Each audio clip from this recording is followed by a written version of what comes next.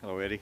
Good afternoon, Governor. Thank you for joining me for today's COVID-19 update. Before we give the remarks and report on our cases, I did want to acknowledge Director A.J. Gary, who is here, our Emergency Management Director for the state, who's done a remarkable job coordinating with our local emergency teams across the state as a result of Hurricane Laura and the tropical storm that came into South Arkansas and hit us pretty hard, but we're very grateful. I think we came through this better than expected, even though there was significant property damage in South Arkansas and other parts of the state, and we had 52,000 without power.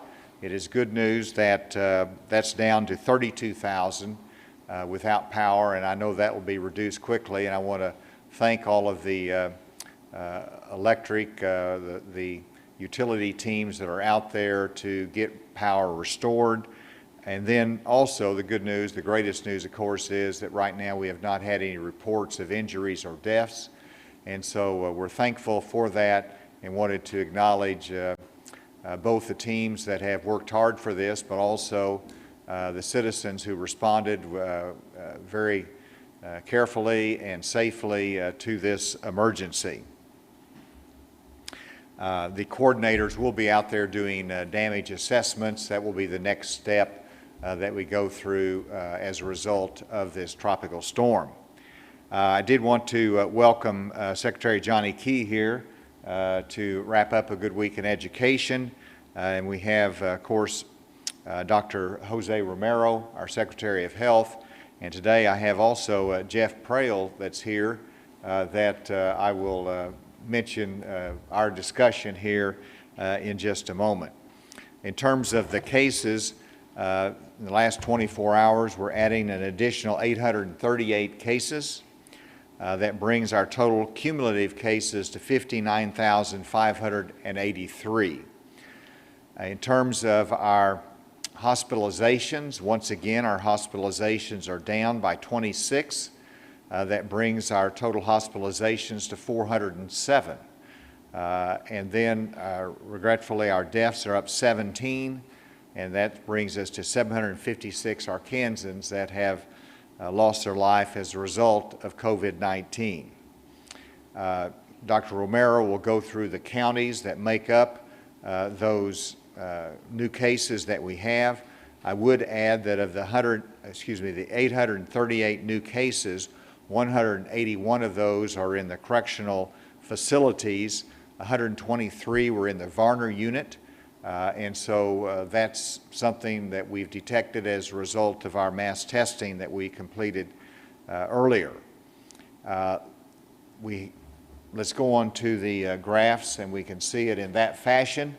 And here again, if you look at the spike in the last 24 hours, the white is the correctional facilities, and so in terms of the community cases, we're dead even with yesterday, which is not where we want to be, but it does put that in a little bit of perspective. The 7-day rolling average, it speaks for itself. We're flat right now, but we've got work to do. And then this is what I wanted to point out, which I'm frustrated with. I'm sure many people in Arkansas are frustrated with. You see that we made progress for 2 weeks in a row from that peak in terms of our daily average of new cases by the week. And then this last week we ticked up a little bit, not what I wanted, but that's what we've got, and it reminds us of the work that we have to do still in fighting this virus. And then this shows the hospitalizations. Again, that's such good news because it gives us the cushion. We hope that the new cases will not bring an increase in hospitalizations, but they might. But that gives us the cushion that we've been looking for. And then this is the positivity rate, the percent of COVID-19 positive tests by date of result. Here again is the 10% marker, and you can see that as some of the results come in, because it's date of result, It's backfills some of the earlier days, but even with that backfilling, we're looking at below the 10% mark. So we hope that that's not backfilled more, but we will look at that again next week. And these are the testing by testing site. We've done 6,360 tests, and so again, another good day in testing. And you can see that the commercial labs for 2 days in a row, that's the red, are producing results. They're coming in. And Dr. Romero, good job to the lab, because the lab produced a good number of cases as well, or tests, excuse me. This is one I want to point out as we come to the end of the week, and this is helpful. Dr. Austin Porter is here, who does a great job with this. Dr. Porter, is this on the website as well? Well, this will go up. And so everyone, this will go up on the website, and this goes, it's the 14-day moving average of percent positivity, and it's by county. And so this is what we're looking at from August 12th to August 26th. This is much more instructive than looking back to our cumulative positivity for March. I'm interested now in what's it the last 7 days, the last 14 days. This gives us good information for where we are right now. And so let's start in Pulaski County, which is the light colored ones, and I know you can't see all of this, but the light colored ones are the lower positivity rates. So white and the very light beige color. So Pulaski County, right in the center, is 7.8% positivity. Even though we're having a number of cases here, because it's a populous county, the positivity rate is hanging in there. I like that. Lonoke County, 7.9%. You go down to Sling County, you see it goes up to 11.4%. Garland County, 11.1%. Montgomery County, now that's a small county, probably a small number of cases make this result, but it's 21% positivity. So you see that red area on the bottom left, that is the counties with a higher positivity rate right now. And so we need to be aware of this. We know where we need to work and to focus our attention. You go up to the northeast to Mississippi County. That's a red area in positivity, 14.75%. So this tells us where we're having some success and others that we need to work on, and reminds everyone as to the cases that are in your area. And so with that, I'm going to end with a message as we go into the weekend. And this last week, I think as Secretary Key will point out, we had a good week in education. And I want to thank all the students, the athletes, the teachers, and the staff who've done a remarkable job of getting us through this week in the safest fashion possible. And now it comes to the weekend. And I want to remind everyone that we have to be responsible in the weekend, because what happens with our behavior on the weekend will impact us next week and the week beyond in terms of our schools, our workplace, our families. And so we can't say, well, let's just have a party this weekend, or let's have a good backyard barbecue and invite 30 people over. We have to follow the same social distancing guidelines on the weekend, and that's important for us. And then finally, I had a great meeting with the deaf community today, some members of the deaf community. And Jeff Prale is here, who was an advocate for them, and told me the story of how difficult it is for the deaf community when they are utilizing sign language, but they also utilize reading lips as part of their communication capability. Well, with the mask that I'm wearing, that makes it impossible for them to read my lips.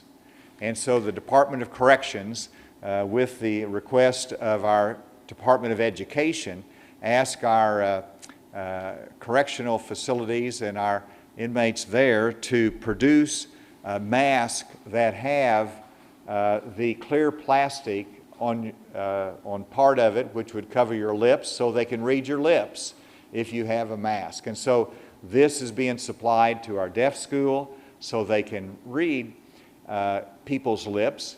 But it's also a reminder, though, if a member of the deaf community goes to the doctor's office, if we can have these, be mindful of the deaf community and their needs, and perhaps you can have one of these, and which is obtainable online, so that someone that's communicating with a deaf person can protect themselves and others, but also have the ability with the clear plastic for the deaf community to be able to communicate with you more effectively. So be mindful that they'll be in the grocery stores and they will be out, and if they can't communicate because of the mask, we need to figure out some ways that we can do that and be safe at the same time. With that, Dr. Romero, and then we'll ask Secretary Key to come as well.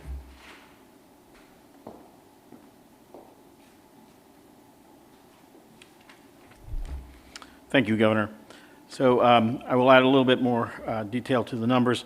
In addition to a decrease in the number of individuals that are hospitalized, we also have a decrease in the number of individuals requiring ventilation, mechanical ventilation. This has decreased by 4, now at 95 individuals on mechanical ventilation. As the Governor mentioned, we had 17 deaths in the last 24 hours that were reported to us, bringing the total to 756.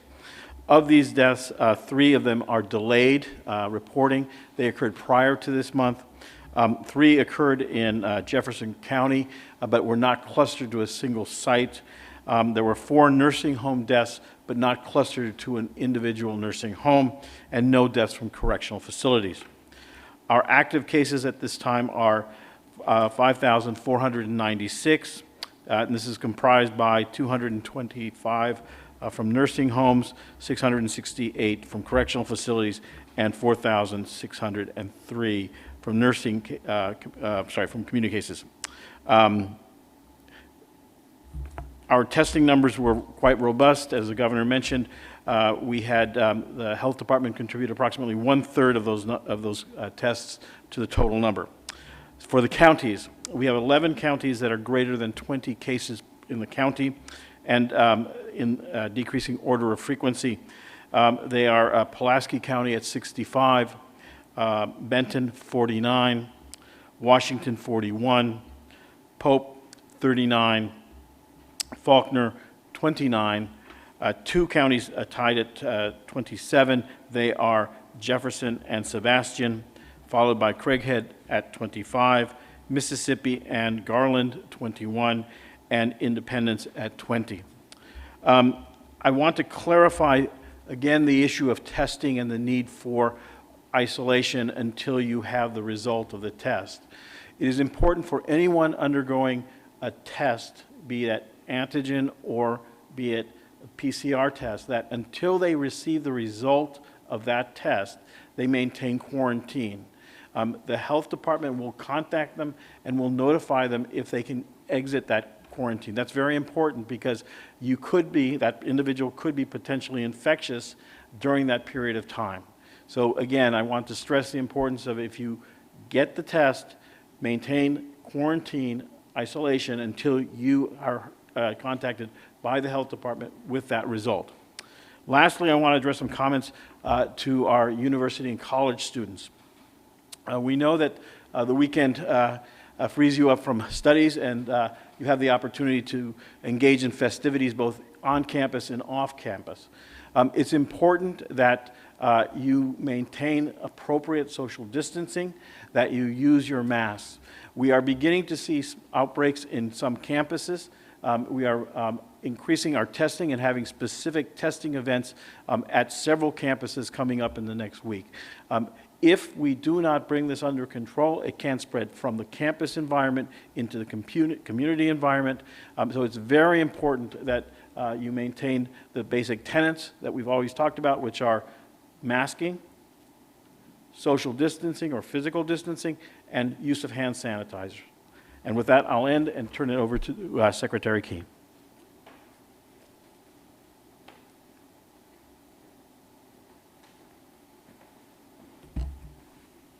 Thank you, Dr. Romero. So today's Friday, and it ends a successful first week of the 2020-21 school year. If you'll recall, earlier in the week, we discussed some schools that had to make some modifications because of situations dealing with COVID-19. I'm happy to say that as of today, there have been no additional schools that have had to make modifications. They are continuing to look at their plans as they've implemented them this week to look to see what adjustments might need to be made. We're working very closely with them in that process. But I just want to say this great job to all of the superintendents, principals, educators, support staff, students, and parents across the state. Because despite COVID-19, despite the very bad weather that we had come through, we can count this week as being a successful week for K-12 education. Also, thank you, Governor, for displaying the mask that is being used in our School for the Deaf. This is a win for government transformation. When we at the Department of Education were notified of this need, we were provided with a pattern, and Secretary Solomon Graves and his team took that, did some work, and found a way to make this available for our teachers, staff, and students at Arkansas School for the Deaf. And I think I would like to commend them and that work and thank the partnership of Dr. Dickinson and her team at the School for the Deaf. And just to reiterate what Dr. Romero said, some of the cases that we've had this week of close contacts are situations that could have been avoided. So parents, if your student is having symptoms or if you have taken your student to be tested, please follow those quarantine guidelines until you have received your test results. In some of the situations, we've had students that have come on campus that were pending test results. This does create an untenable situation, so please be mindful of these situations and follow the health department guidelines. We will continue to work with districts on their data and observe what's going on as they go into the second week of school, and we look forward to having a very positive report next week as well.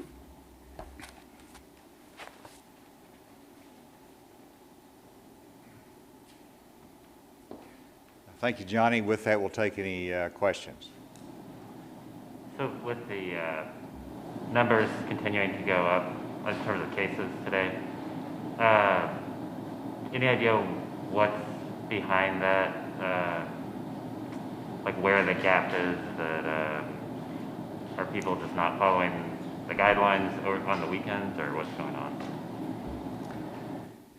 Well, I wish I could look into the crystal ball and give a clear answer to that. And I'm going to ask Dr. Romero to come and make a comment on that as well. But whenever we see the cases at the level that we see the last 24 hours, that's the first question we ask. Where's it coming from? What more can we do? What should we do? What's the connection here? And invariably, we're getting, as you can see from the map, that there are really cases that are spread fairly evenly across Arkansas to a certain extent. I mean, you've got some variations there, but it's broad-based. It's not in one specific geographic area or one congregate setting. And so that means that anywhere you go in the state of Arkansas, you could expose yourself if you're not careful and you don't protect yourself. And so we look at, should we change any action? And I think we're on the right path, but it's just a constant reminder for everybody to follow the guidelines. That's the only way we can bring this under control. And so we'll continue to look at this. I don't see this, I see it more as flat, but it's something that we've got to watch very carefully. Dr. Romero? So as was said by the governor, we have not found any focality, and that is one of the things we always look at when we see this bump. As mentioned, 181 of those cases came from correctional facilities. So that is an explanation for part of that, but there still is this community level that hasn't fallen off. I have to say that I flew to the CDC this week, and it was obvious that even in the airport, even with signs that mentioned the governor's mandate, individuals were not wearing their mask or were wearing their masks inappropriately. And I think that that is very important, that we have to take this personal responsibility of using the mask at any time we're in public. When I can stand in line and have 2 or 3 people behind me not using the mask, while others are still using it, that shows that we still haven't, that our message hasn't permeated throughout the community yet.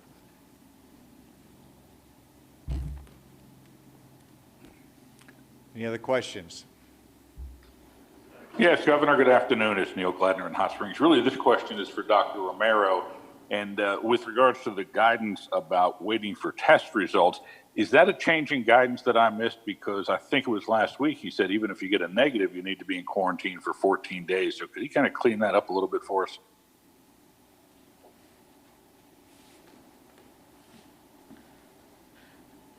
No, Neil, you are correct. If I inartfully explained myself, let me go back and do it again.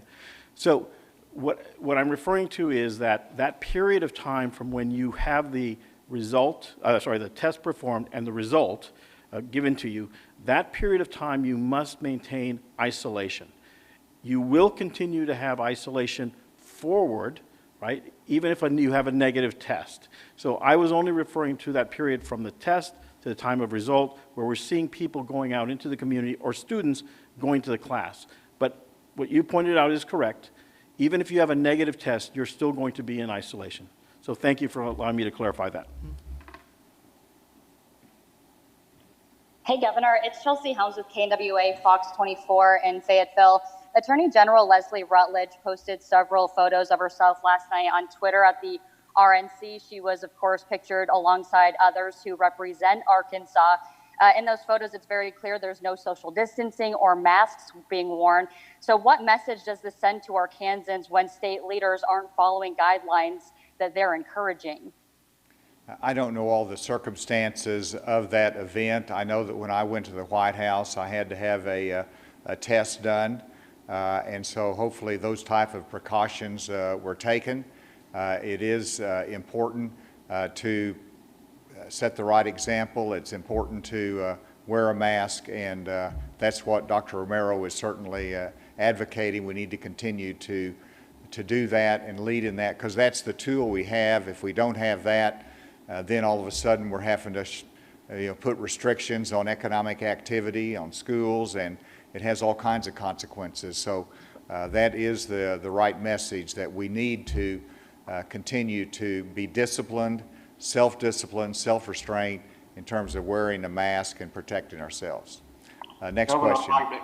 Governor Mike McNeil, MagnoliaReporter.com. Was Attorney General Rutledge setting the right example or not?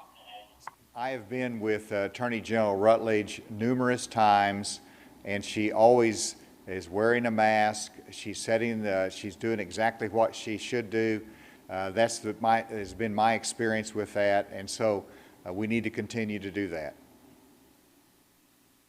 Well, Governor, bouncing on was that if you get tested, you need to be quarantined for 14 days, and you just implied that because at the RNC they may have been tested, that it's okay. So what is the clear message here? Do we get tested, and if we test negative, we are okay to go out in public, like Attorney General Leslie Rutledge?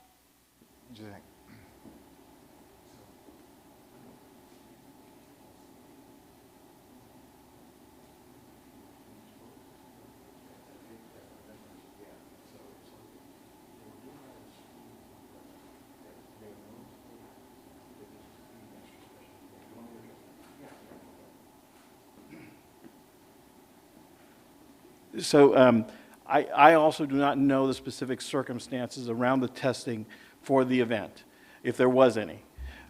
If our recommendations for isolation are for individuals that suspect they have been exposed to or have been exposed to or do have symptoms that are suggestive of COVID and are tested, they are suspected to be infected, okay? And they should be isolated for the appropriate length of time, 14 days. Now, I don't know what the logic is around the circumstances that were tested in Washington, but if they were testing those individuals, they had no symptoms, no exposure to anyone, had no risk factor for acquiring COVID, and it was part of a screening process, then perhaps, in that case, it is acceptable not to go into quarantine.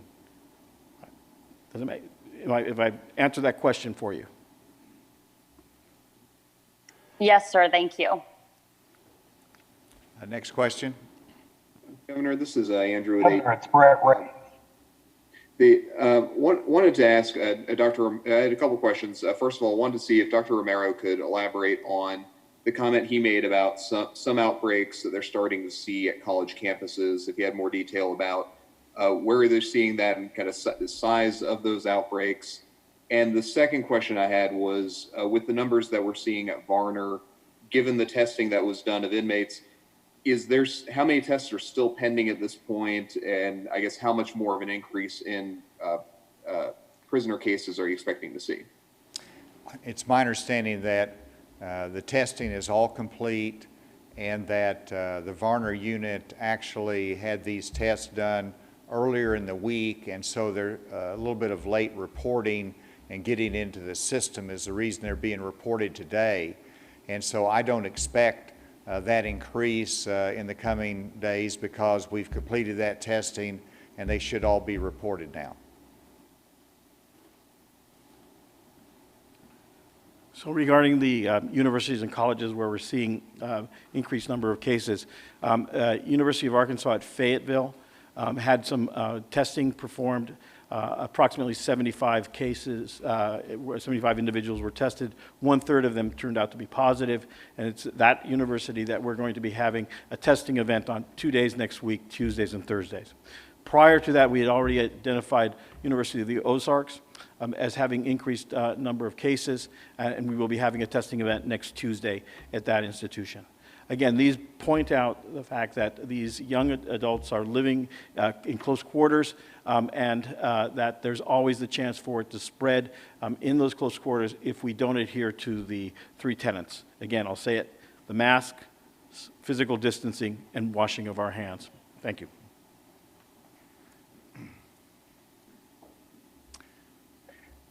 Governor, it's Brett Raines. This is my turn, I hope. Can you explain how are we defining an outbreak at our universities? The second question is, if students are asked to quarantine, does that apply to siblings and parents? One would assume it would. I could only hear part of that. Could you speak a little more clearly, closer to the microphone maybe? Sure. How are we defining an outbreak at our universities? And second question, if a student is asked to quarantine, does that also apply to siblings, other siblings, and parents? Okay, I'm going to let Dr. Romero take that.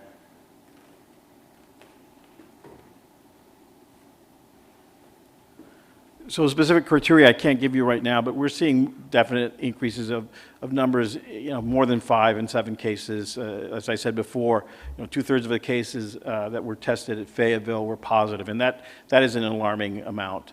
We're not referring to 1 or 2 cases, we're referring to significant numbers of cases. So with regard to students that test positive, do they need to quarantine their relatives? Yes, again, they would be exposed, that relative would have been exposed to that child, that relative.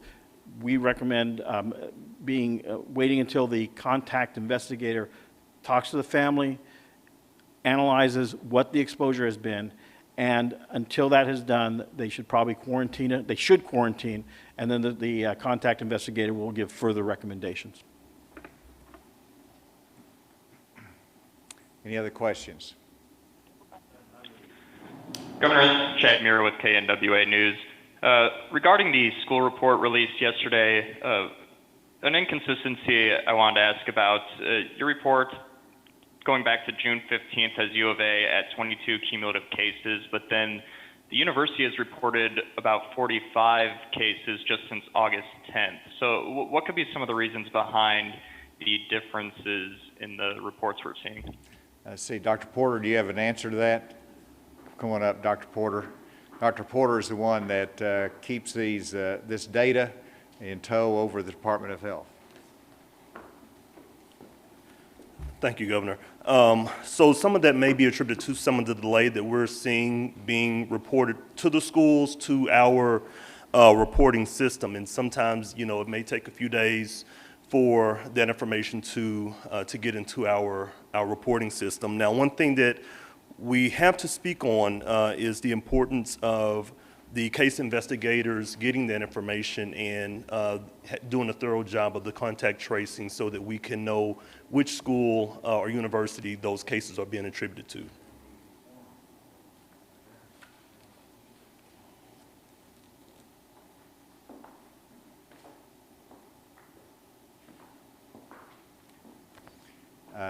Any other questions? Yes, right here at the table. I was wondering if Secretary Key could elaborate on students going to school after they get tested. Has that resulted in other people at the school having to get quarantined, or kind of what was the situation there?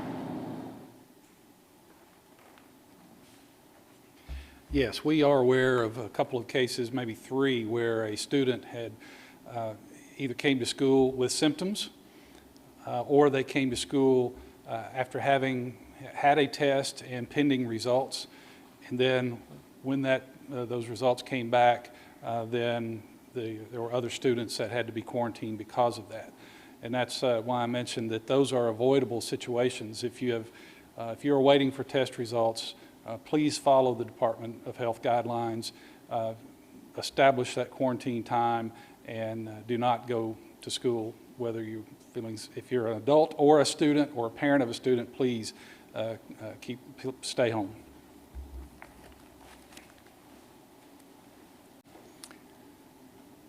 All right.